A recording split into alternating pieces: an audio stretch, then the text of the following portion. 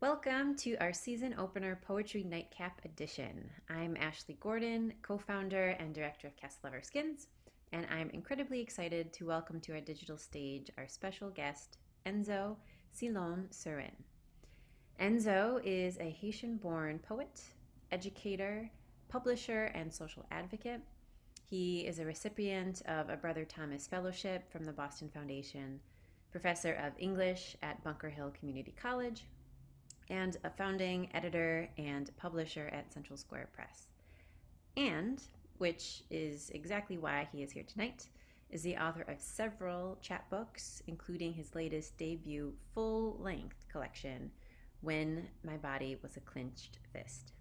Thank you so much, Enzo, for being with us tonight. I'm very much looking forward to hearing your poetry. Thank you very much for having me. I've been looking forward to tonight for some time. And as you know, I'm a great fan of Castle Skin, your mission, and just overall, your crew is a really good crew putting out some great work, and I'm just happy to be sharing this space tonight. So, thank you for the opportunity to share my book. I'll be reading several poems from my collection, When My Body Was a Clenched Fist. And I want to start with the idea that this book was written for, not just as a way of um, chronicling my childhood growing up in New York City, in Queens, New York, but also as a way to give voice to a lot of the experiences that youth similar to me, to myself, had continue to have. And so as a way of paying homage to their experiences, I decided to put these poems together. And I'm very thankful to Black Lawrence Press for picking up the manuscript and for believing in it, because it's definitely a dream come true to have this collection published. So I wanted to start with a poem titled Birth of a Clenched Fist. And the idea of my body as a clenched fist is really addressing the pathology of what stress does to a young body.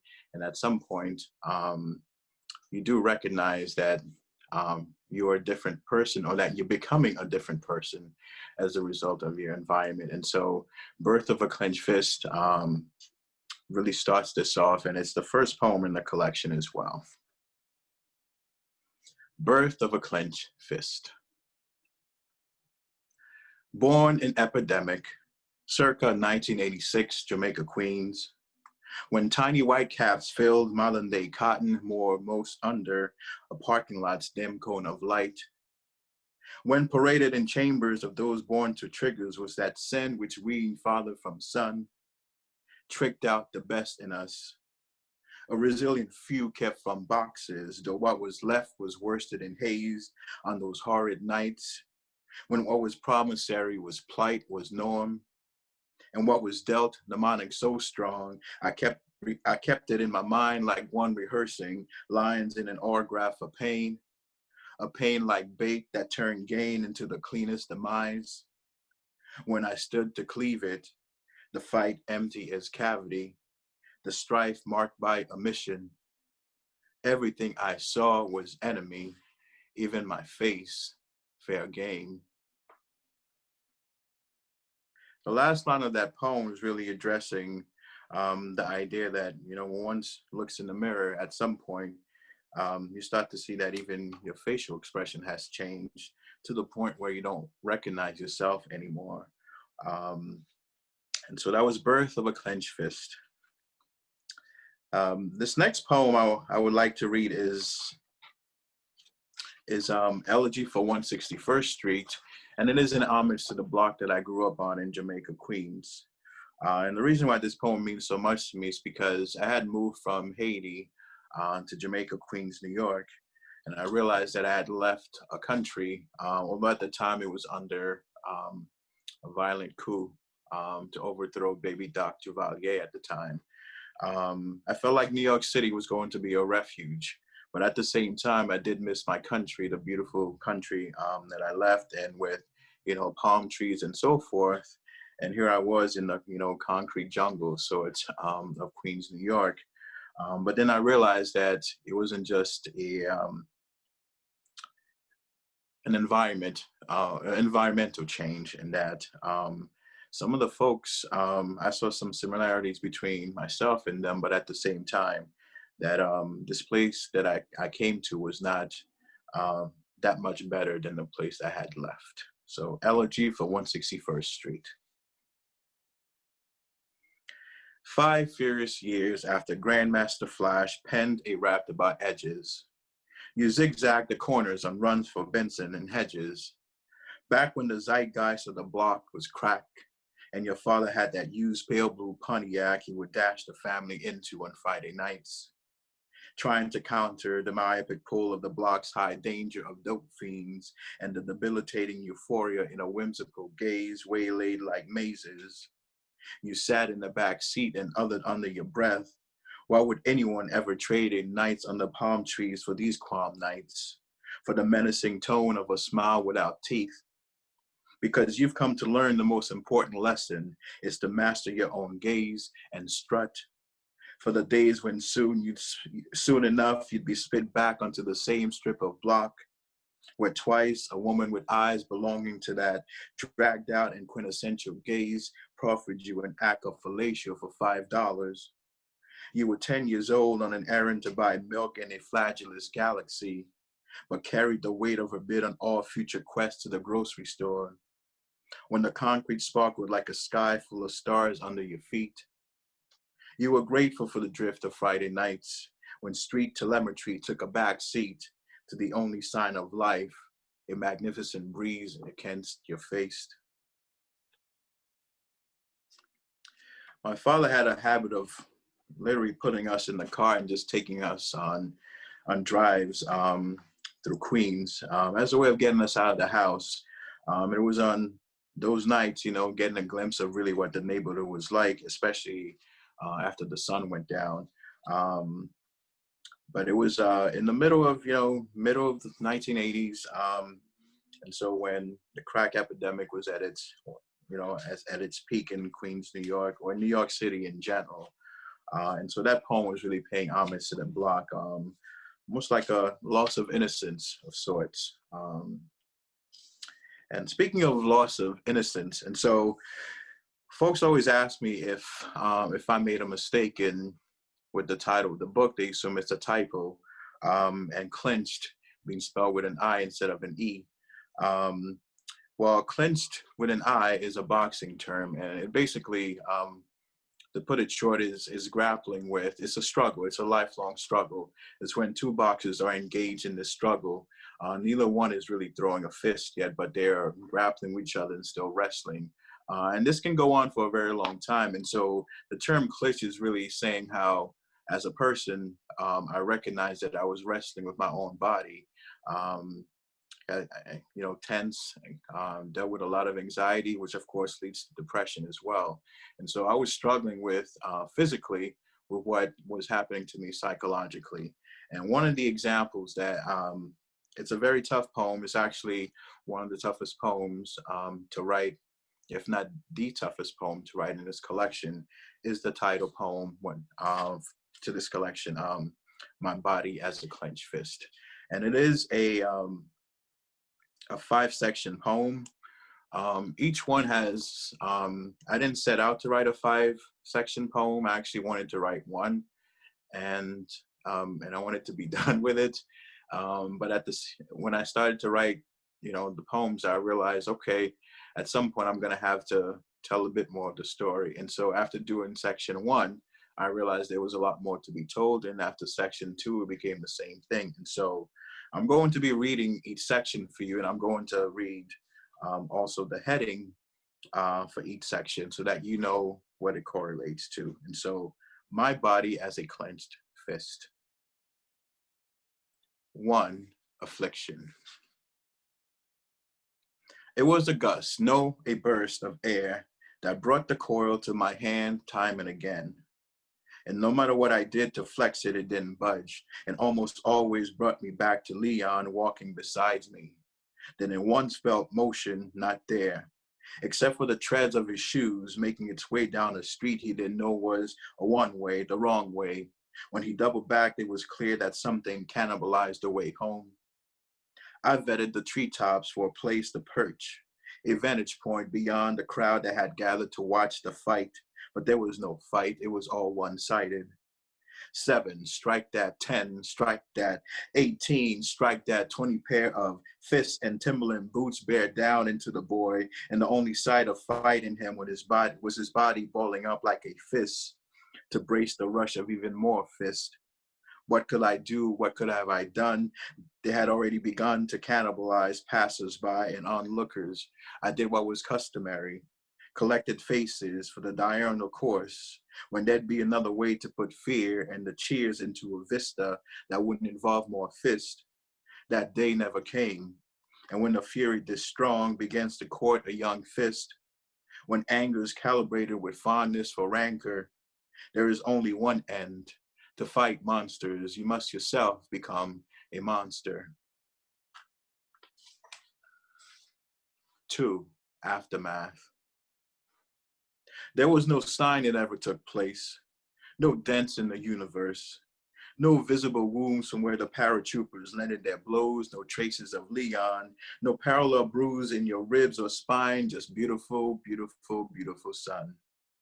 No physical wreckage, shards of bone, no raging fire or smoldering carcass, just an echo in your bones and veins, in the fists you packed for the day. Just sun, beautiful, beautiful, beautiful sun.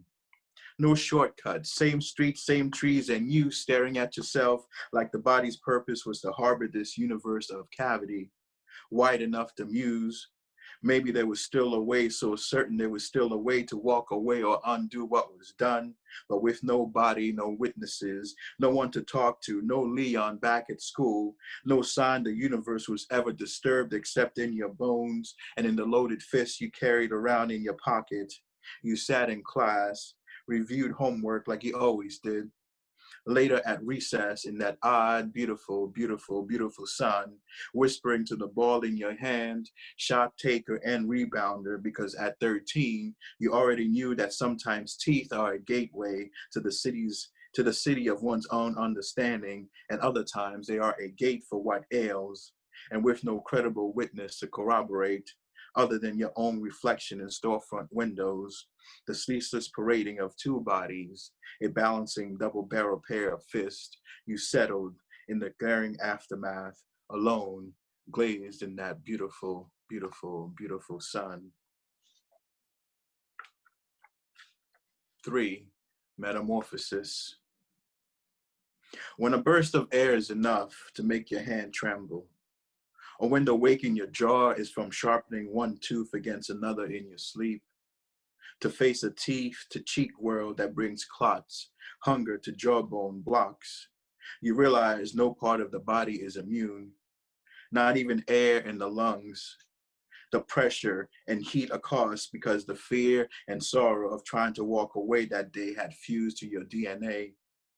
First heat and first pressure came with the first swing or first Timberland boot or knockoff. Same width, same assault on the chest. When Leon gasped, you gasped, and when he flinched, you flinched. The weight alone of boots on his ribs should have killed him, but didn't. Though something callous that day, conjoined, and when the crowd broke away, you broke too. One version went home, did his homework, and was good. The other still on the lawn trying to be less like a young bird perched and brazening through the boreal climate and the body's consequent retaliation. In one body, there's a boy fleeting.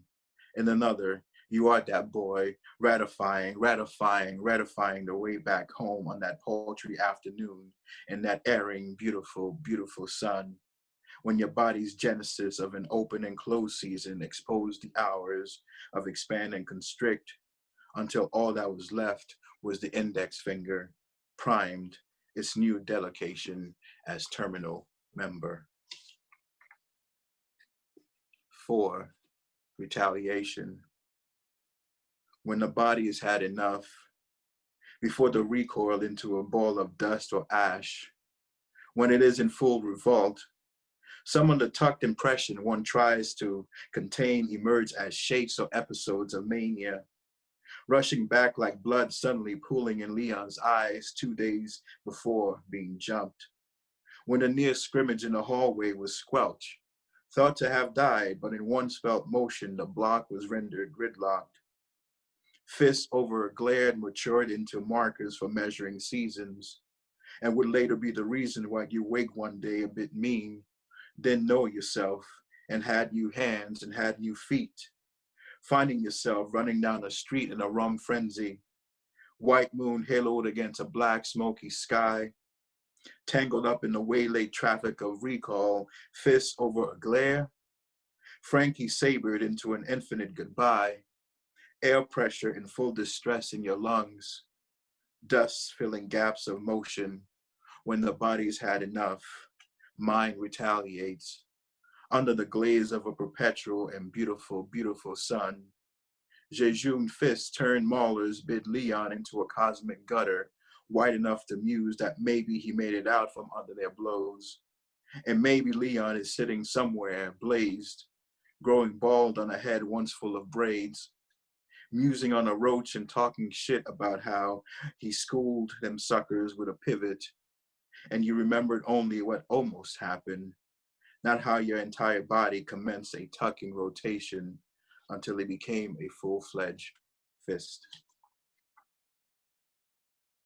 Revolution. Once a year, I am reminded to put flowers in a body's knuckle grave. Do this to remember being young, fisted, and afflicted. For years spent taking the long way home to avoid brandishing the self that made walking the streets an endless bout between the ghosts of a childhood and a new body of evidence. Nobody tells you that no matter the outcome, everybody dies in the streets. It's a pity hand, the letdowns grime happens all the time. Perfecting that b-boy stance, hoping we would one day build a descrier out of best guesses. All the years I walked to school with haste as the myopic pull of loiters accosted my legs into shortcuts and retreats. Glazed in that beautiful, beautiful, beautiful sun. The body is a fist, is a fist, is a pity hand in a dragged out bout. Is a fist, is a fist, is a fist, is a fist, is a body, is a fist. Is a fist, is a fist, is a fist, and is never satisfied.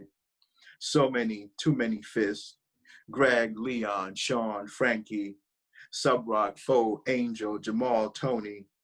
Write their names to remember, bruising so easily inside. It's a pithy hand, a dragged out grind. The body is a fist, is a fist, is a fist, is a fist. The body is a fist, is a fist, is a fist, is a fist.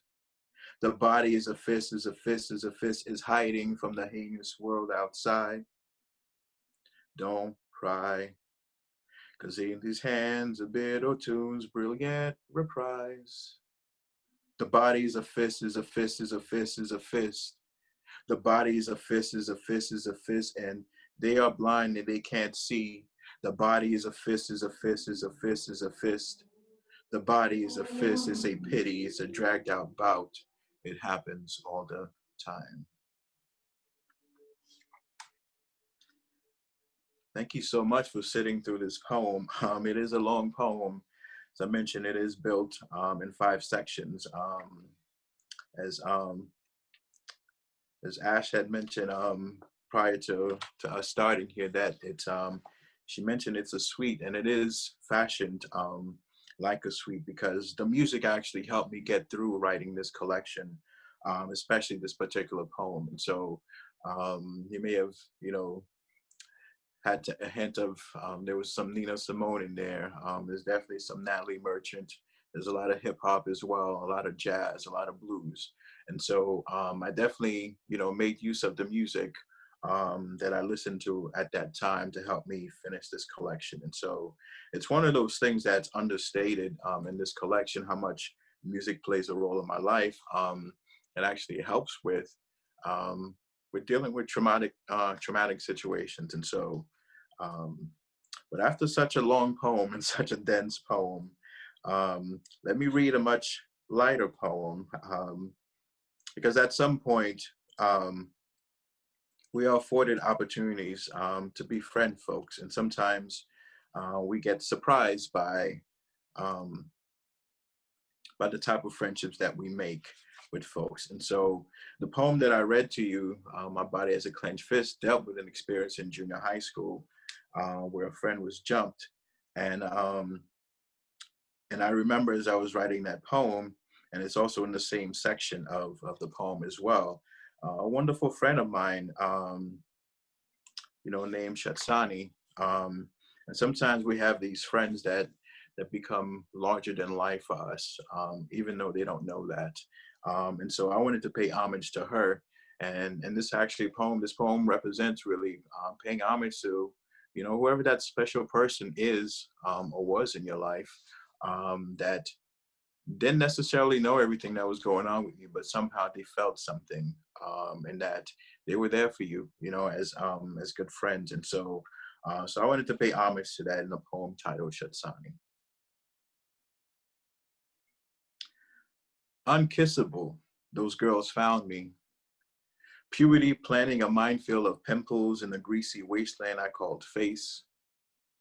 I flattered myself in orgasmic smiles lob across my desk on their way to other boys like Pretty Boy Tony or Angel and his alleged peach fuzz. I imagine love notes returning to me at the same rate of Julio's 440 speed, or thugs like Jamal who, when not hustling quarters for lunch or spit polishing his fresh white New Balances, had a habit of pulling out his penis at school assemblies. They all got the girls. I was always a friend, never a friend or friend, never rumored to have ditched class for the dank, dingy basement where those very same girls made out with boys who preferred flesh over words, who took bets on whose pennies they'd roost first.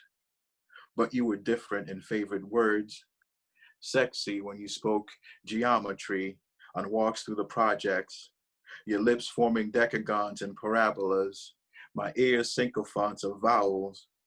Never more than boon companions, you in cross colors, me in fake Adidas, and my brother's hand-me-downs. Anomalous in our abandonment of sadness. Like the day I ran home with frost in my lungs, where your voice underscored by telephone and blazing Mary J. Blige's Love No Limit. Didn't you know you were a cosmic fantasy? There behind those braces in that steady, mindful gaze. Never thought I'd fall so evenly, an unimaginable mooring. Your backpack on soft shoulders for moments when a nation of words was what we needed to navigate junior high's dark and greasy wasteland.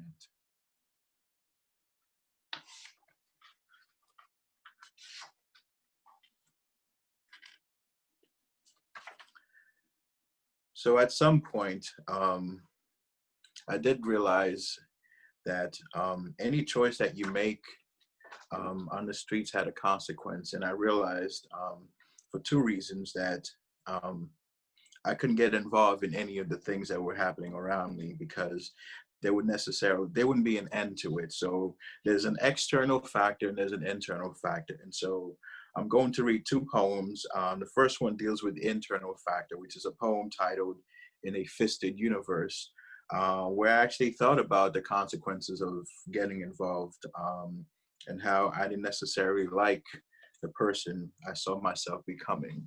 And so, in a fisted universe, would have thought we were trained for the shots we took. Fist tossed into the blind bend of neck and shoulder, where truth held more misses than hits, most of which was more show than blow.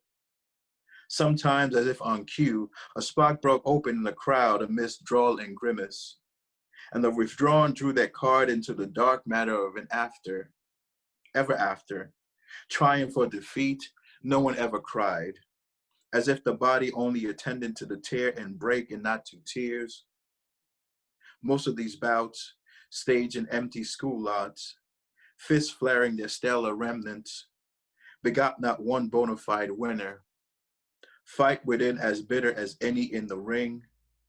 And the one thing that always survived were lies told about whose fists were hindmost, not how easily hearts under guard went into flip mode over a fresh pair of white sneakers, or how some were eager to pledge homage to a posse. Didn't matter the cause of or if one really believed in the push of fists over bodies, one day you'd be next.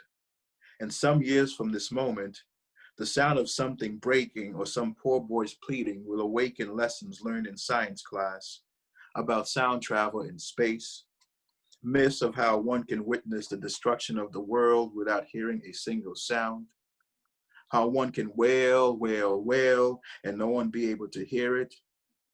But you know this to be claptrap. In space or backlot, you can always hear the blare of your own ruin.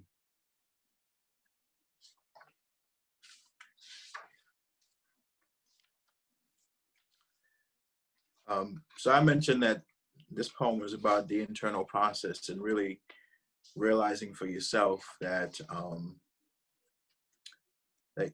if you don't like who you're becoming, you're gonna have to make a choice. It's a tough choice, right? But this next one is really about the consequences, which are external, and how if you don't die within, you're gonna die somewhere in the streets. And it's a poem titled "When Lead Became the New High." There's actually two poems in a collection titled the same thing, but this one is one of the first ones in there. When lead became the new high. It was clear when the choice of jabs was no longer how the streets wanted to propagate its math. And any plausible retribution for Leon and Frankie meant a shift into an implausible plot. Posses had lost their lure. Too many beefs to track, too many hurt feelings, too many dog claps and nights when slapboxing bled into a lust trap of fist. Then days of fists deliberately strayed and latterly gave way to triggers. A gat man bolstered ranks, divorcing the cutthroat from the posers. Gats meant few waylaid for kicks, the pint size and meager not capable of pushbacks. Before that one could scrap, but now a gat meant you could be your own posse. Win or lose, the block was soon on that somebody got a die tip. And it was apparent the blitz gave rise to some real gangsters who engraved best by dates by setting their clocks to breach. A crossover at the park or a prolonged gaze could bring more than bruises to one's ribs. It was clear the trek was no longer about who was next to fall or rise, but when.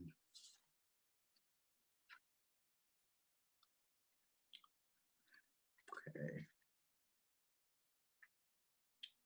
I'm trying to figure out what next poem to read. And I think uh, I want to read a poem that I wrote for a boy named Greg. He was a tough kid, really tough. You would think he was a lot older than he really was. And so, but he found somehow, some way, he wanted to support me in different ways. And so he would encourage me to keep writing, and he would encourage me to not turn out like him, which is kind of odd because I wouldn't think, a tough kid such as him would even pay attention to a shy and quiet kid like me. But those were kids who were around me. Those were the young fists who were around me that people thought they were all menaces to society and so forth, to be cast off.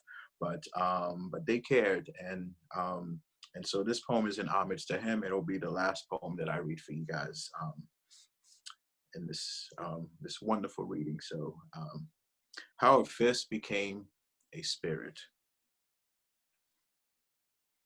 Somebody must have finally told God what these boys were up to on 164th Street.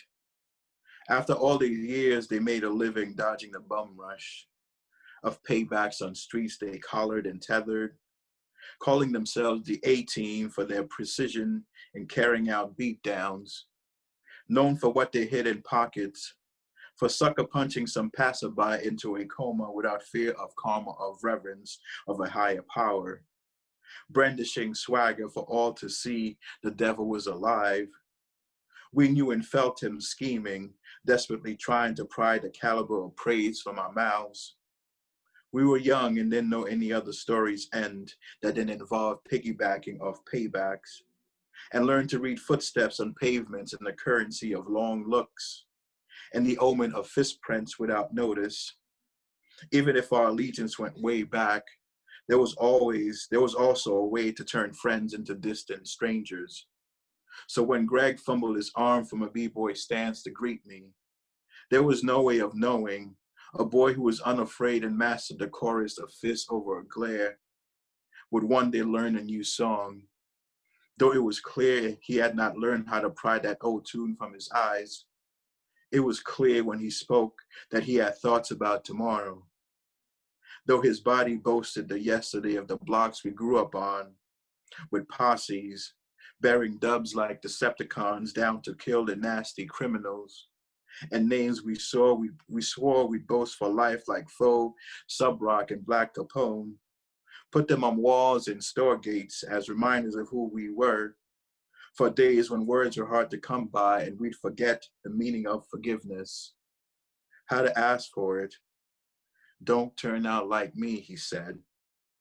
There was no way of knowing that his words would eventually build a descrier out of the years I walked to school and back with haste as the myopic pool of loiters accosted my legs into shortcuts and retreats. Thank you. Thank you for so much honesty and vulnerability and expression and vivid imagery. I mean, Thank you. so beautiful to hear you present. I have your book, your Thank first you. full length book of poetry, right? And if you, as our audience, do not have this, you can purchase it at Black Lawrence Press Yes. .com, which actually has a sale, I believe, on all of their titles through the end I of think so too. They still have it, I believe. Yeah, back so to school sale, I think. back to So school is the code to be able to get what is a beautiful illustration and so evocative as is are all of the poems inside of it. thank you. Definitely connect with Enzo at Enzo Surin Inc. .org for poetry readings, speaking engagements, writing workshops, all of the above. And definitely be sure to check out Central Square Press, which is your publishing company, and all of the Yes. amazing work that you are doing as an educator, as a poet, as a social activist. So thank you so much for You. being on our digital stage, and until next time. Sounds good. Take care. Bye bye.